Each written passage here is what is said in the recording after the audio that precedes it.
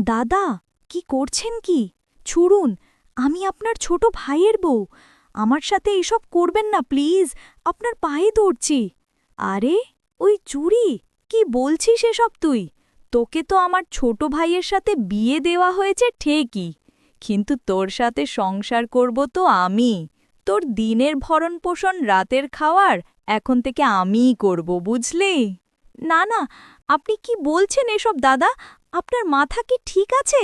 পুরো পরিবার, সাথে এলাকাবাসীকে সাক্ষী রেখে আপনার ভাই তো আমাকে বিয়ে করেছিলেন, তাহলে আপনি আমার ওপর ভাগ বসাতে আসছেন কেন? আরে চুরি, যে বিয়েটা আমার ভাই তোকে করেছে, এসব ছিল নাটক। তোকে এবং তোর পুরো পরিবারকে আমরা তো ধোঁকা দিয়েছি। এখন বেশি কথা না বলে অনেক রাত হয়েছে, আয় পাশে শুয়ে পড়। এখন আমি তোর সাথে মিশে যাব। এই কথা যেমনই বলছিল আমার ভাসুর, ঠিক তখনই আমি দৌড়ে বাইরে পালিয়ে যেতে লাগি, কিন্তু কোনো কাজ হলো না। ভাসুরজি আমার হাত ধরে এক ঝটকায় টান দিয়ে তার কাছে নিয়ে গেল এবং কানের কাছে ফিসফিস করে বলল, আমার প্রিয় বউ, আমার ভাইয়ের কথা বাদ দে। ওর কথা না ভেবে চল, আমাকে খুশি রাখ। এতে তোর এবং তোর পুরো পরিবারের জন্য অনেক ভালো। বন্ধুরা, আমার স্বামী আমাকে বিয়ে করার পর আমার ভাসুর আমাকে তার স্ত্রী হিসেবে কেন পেতে চাইছিল? পুরো ঘটনাটি শুনলে আপনাদের পায়ের তলার মাটি সরে যাবে। অর্পিতার শৈশব ছিল স্বপ্নময়। সে দেখত দিগন্ত বিস্তৃত ভবিষ্যতের ছবি, যেখানে সে একজন সফল শিক্ষাবিদ হিসেবে নিজের এবং পরিবারের মুখ উজ্জ্বল করছে। উচ্চ মাধ্যমিকের পাঁত চুকিয়ে সে যখন বিশ্ববিদ্যালয় ভর্তির প্রস্তুতি নিচ্ছিল, তখন থেকেই তার পরিবারে রুদ্রের বিয়ের প্রস্তাব আসে। রুদ্রের বাবা ছিলেন এলাকার প্রভাবশালী ব্যক্তি, আর তাদের বিপুল সম্পত্তির খ্যাতি ছিল সবার মুখে মুখে। অর্পিতার বাবা, যিনি সারা জীবন অভাবের সাথে সংগ্রাম করে গেছেন, তিনি এই সুযোগ হাতছাড়া করতে চাইলেন না। তিনি ভেবেছিলেন রুদ্রের সাথে বিয়ে হলে অর্পিতার জীবন সুখ ও সমৃদ্ধিতে ভরে উঠবে, আর তাকে আর কোনো দিন আর্থিক কষ্ট দেখতে হবে না। অর্পিতা প্রথমে রাজি না হলেও বাবা মায়ের স্বপ্ন এবং তাদের মুখের দিকে তাকিয়ে শেষ পর্যন্ত সে সম্মতি জানায়। তার একটাই শর্ত ছিল, সে যেন তার পড়াশোনা চালিয়ে যেতে পারে। রুদ্রের পরিবার সানন্দে সেই শর্ত মেনে নেয়, আর অর্পিতার বাবা স্বস্তির নিঃশ্বাস ফেলেন। বিয়ে সম্পন্ন হওয়ার পর যখন অর্পিতা নতুন জীবন শুরু করার স্বপ্নে বিভোর, ঠিক তখনই তার জীবনে নেমে আসে ঘোর অমানিসা। ফুলশয্যার রাতে যখন সে স্বামীর জন্য অপেক্ষা করছিল, রুদ্র একা নয়, তার সাথে প্রবেশ করে তার বড় ভাই অভিজিৎ, অর্পিতার ভাসুর। তাদের চোখে ছিল এক বিভৎস লালসা। রুদ্র জানায়, আমরা দুজনেই তোমার স্বামী, এই রাত আমাদের তিনজনের। অর্পিতার পৃথিবী যেন এক মুহূর্তে থমকে যায়। সে স্তম্ভিত হয়ে যায়, তার শরীর হিম হয়ে আসে। যখন সে প্রতিবাদ করতে যায়, তারা দুজনে মিলে তাকে জোরপূর্বক বিছানায় বেঁধে ফেলে। সারা রাত ধরে চলে তার ওপর পাশবিক অত্যাচার। শারীরিক যন্ত্রণা ছাপিয়ে তার আত্মায় গেঁথে যায় এক গভীর ক্ষত, যা কোনো দিন শুকানোর নয়। তার উচ্চশিক্ষার স্বপ্ন, একটি ভালোবাসাময় দাম্পত্য জীবনের আকাঙ্ক্ষা, সবকিছুই চূর্ণ বিচূর্ণ হয়ে যায়। পরের দিন সকালে যখন সে চোখ খোলে, নিজেকে এক অচেনা নরকের বাসিন্দা মনে হয়। তার শরীর জুড়ে ব্যথা, মনে একরাশ ঘৃণা আর হতাশা। কিছুক্ষণের মধ্যেই সে জানতে পারে এক ভয়ঙ্কর সত্য, রুদ্র আগেই বিবাহিত ছিল। এই খবর অর্পিতার মনে যেন শেষ পেরেকটি ঠুকে দেয়। সে বুঝতে পারে তাকে মিথ্যে স্বপ্ন দেখিয়ে এই অন্ধকার গর্তে ঠেলে দেওয়া হয়েছে। বিয়ের পর শ্বশুরবাড়িতে অর্পিতার দিনগুলো কাটছিল এক অসহনীয় যন্ত্রণার মধ্যে। তার পড়াশোনা বন্ধ করে দেওয়া হয়, বইপত্র ছিঁড়ে ফেলা হয়। তার কণ্ঠরোধ করার জন্য রুদ্র বারে বারে তার উপর চালাতো শারীরিক ও মানসিক নির্যাতন। একবার যখন সে তার ছোট বোন তৃষাকে ফোন করে তার অবস্থার কথা জানাতে চেয়েছিল, রুদ্র একটি গরম ইস্ত্রি দিয়ে তার পিঠে ছ্যাঁকা দেয়। সেই গভীর ক্ষত শুধু তার শরীরে নয়, তার মনেও এক দাগ ফেলে দেয়। বিয়ের তৃতীয় দিনেই একটি ঘটনা অর্পিতার মনে সন্দেহের বীজ বুনে দেয়। বাড়িতে পুলিশ আসে এবং তার ভাসুর অভিজিৎকে খুঁজতে থাকে।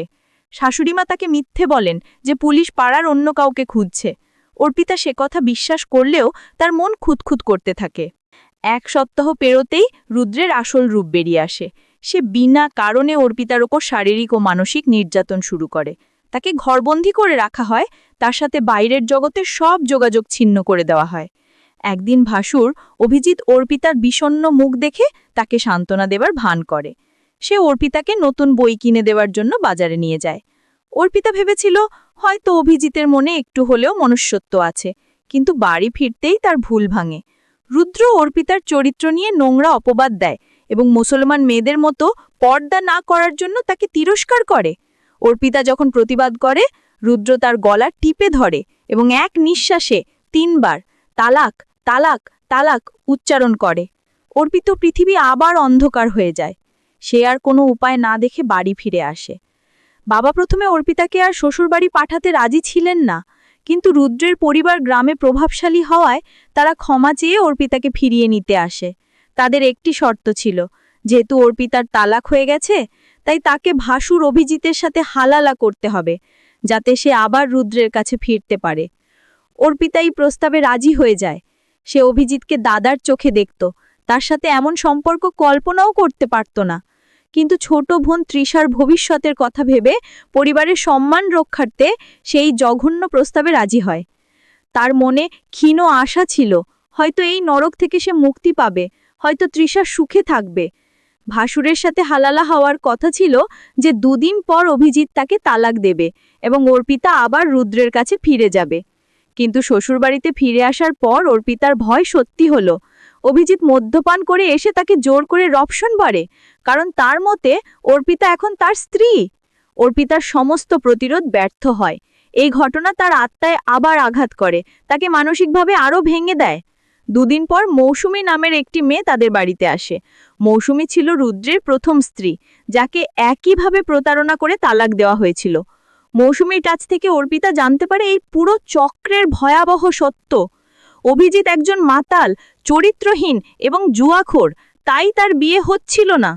এই কারণেই তারা রুদ্রের মাধ্যমে অর্পিতাকে বিয়ে করে এবং পরিকল্পিতভাবে তালাক দিয়ে অভিজিতের সাথে তার হালালা করায়, যাতে অভিজিৎ একটি স্ত্রী পায় এবং সমাজে তার মান রক্ষা হয়। অর্পিতা বুঝতে পারে সে কেবল একটি খেলার পুতুল। যখন অর্পিতা এই অন্যায়ের বিরুদ্ধে প্রতিবাদ করে, তখন শাশুড়ি মা, রুদ্র এবং অভিজিৎ 3 জনে মিলে তার উপর শারীরিক ও মানসিক অত্যাচার শুরু করে। তারা তাকে বাড়ি ছেড়ে বের হতে দেয় না, সব দিক থেকে আটকে রাখে। যখন সে তাদের পুলিশের ভয় দেখায়, অভিজিৎ একটি অ্যাসিডের বোতল নিয়ে আসে তার মুখে ছুঁড়ে মারার জন্য। শাশুড়িমা নিজেও এই জঘন্য কাজে তাদের সঙ্গ দেন। ঠিক সেই মুহূর্তে পুলিশ বাড়িতে ঢুকে অভিজিৎকে গ্রেপ্তার করে। অর্পিতা জানতে পারে মৌসুমী পুলিশকে খবর দিয়েছিল। মৌসুমী অর্পিতাকে তার বাপের বাড়ি পাঠানোর আগে অর্পিতা লুকিয়ে তাকে সব ঘটনা জানিয়েছিল। মৌসুমী অর্পিতাকে জড়িয়ে ধরে কাঁদতে থাকে। দুজনেই একে অপরের কষ্ট অনুভব করে। সেদিন অর্পিতা মানসিকভাবে পুরোপুরি বিধ্বস্ত হয়ে পড়েছিল। শুধু টাকা পয়সা দেখে বিয়ে দেওয়া উচিত নয়, জীবনসঙ্গীর ভালোবাসা, সম্মান ও ভালো মানুষ হওয়াটাই সবচেয়ে জরুরি।